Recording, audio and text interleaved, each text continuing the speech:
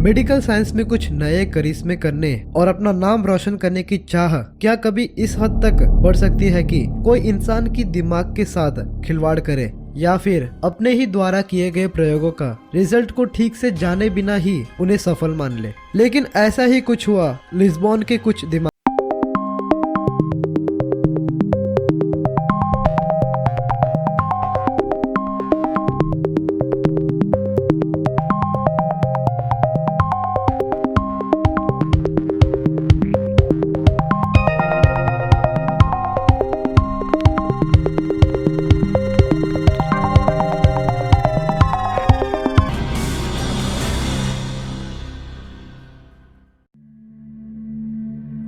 ये है professor Igas monies, जो कि पोर्चुगल के कुछ बेहतरीन साइंटिस्ट में से एक थे और वो मेडिकल की दुनिया में क्रांति लाना चाहते थे। वो दिमागी रूप से बीमार मरीजों की मदद करना चाहते थे, जिसके लिए वो दिमाग को पढ़कर नए नए रिसर्च कर रहे थे। उस दौर में दिमाग का एक्सरे तो लिया जा सकता था, मगर अंदरूनी दिमाग को ठीक से देख पाना संभव नहीं था। उस समय में दिमागी मरीजों को पागल खाने में रखा तो जाता था, मगर उनके लिए कुछ खास इलाज नहीं था। उन्हें वहाँ इसलिए रखा जाता था ताकि वो खुद को और दूसरों को कोई नुकसान ना पहुंचा सके। वहाँ पर सिर्फ खतरनाक लोगों को समाज से अलग रखा जाता था। लेकिन ये दिमागी मरीज उस जगह पे काम करने वाले लोगों के लिए एक बड़ा खतरा बने हुए थे।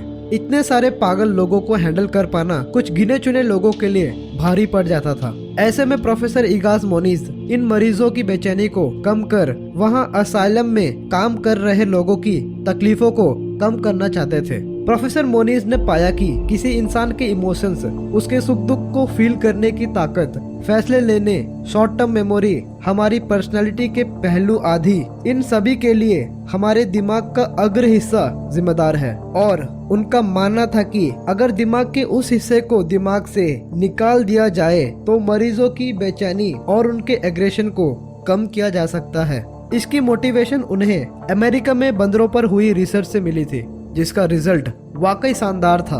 बंदरों में बेचैनी, निराशा और एग्रेशन के जो सिम्टम्स थे वो गायब ही हो चुके थे, और यही प्रयोग मोनीज इंसानों पर करना चाहते थे।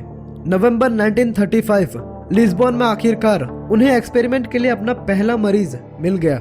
इस पूरे प्रक्रिया का नाम था लैबोटोमी, जिसमें महिला के दिमाग में छेद कर उसमें से अग्र भाग को काट कर अलग कर दिया गया। इस स्पेशल प्रोसीजर के लिए प्रोफेसर ने खास तरह का इक्विपमेंट बनाया था।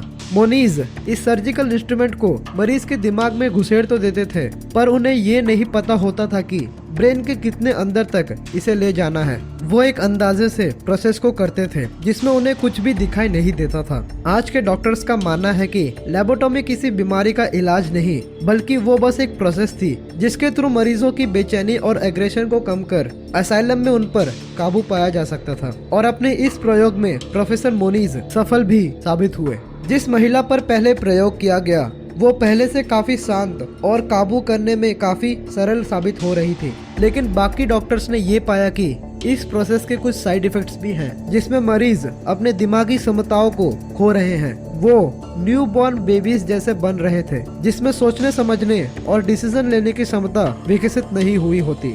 इस प्रक्रिया के कई दुष्परिणाम सामने आए, जिसमें मस्तिष्क शांत तो हो जाता था मगर अपने दिमागी क्षमताओं को खो देता था, जो कि किसी मरीज के राइट्स के खिलाफ था, और इसी वजह से लैबोटोमी का काफी विरोध भी किया गया। लेकिन प्रोफेसर का मानना था कि इस प्रोसेस से समझ को होने वाले खतरों को कम किया जा सकता है और उन्हें आम लोगों के साथ रहने लायक बनाया जा सकता है। प्रोफेसर ने लैबोटोमी के परिणामों को जाने बिना ही पब्लिसिटी न्यूज़पेपर और मैगजीन में करवा दी, जिसके कारण ये प्रोसेस बहुत ही फेमस भी हो गई थी उस समय, और ये प्रोसीजर लोगों को आकर्षित भी करने लगी। अखबारों में आर्टिकल्स पढ़कर लगता था कि ये प्रोसेस मेंटल पेशेंट्स के लिए किसी वरदान से कम नहीं, पर असल में इसके साइड इफेक्ट्स बहुत ही गंभीर थे। प्रोफेसर ने इस ओर ध्यान दिया ही नहीं कि उनके मरीजों के बाकी क्षमताओं को कितना नुकसान हो रहा था। लेकिन प्रोफेसर अपनी इस नई रिसर्च से काफी खुश थे। अखबारों में छपने वाले आर्टिकल्स के चलते लैबोटोमी एक फेमस प्रोसेस बन गई, और अमेरिका, यूरोप और कई नए देशों में भी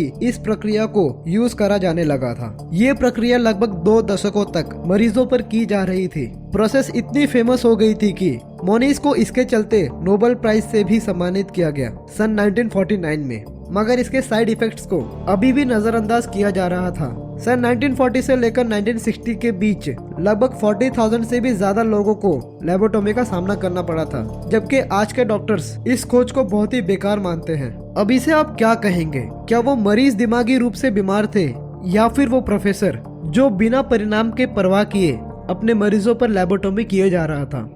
आज के लिए बस इतना ही। उम्मीद है आपको ये वीडियो देखकर कुछ नया जानने को मिला होगा। अगर हाँ तो इस वीडियो को लाइक और इस चैनल को सब्सक्राइब जरूर करें, और अगर कुछ ज्यादा ही पसंद आ गई हो तो इस वीडियो को अपने दोस्तों के साथ जरूर शेयर करें।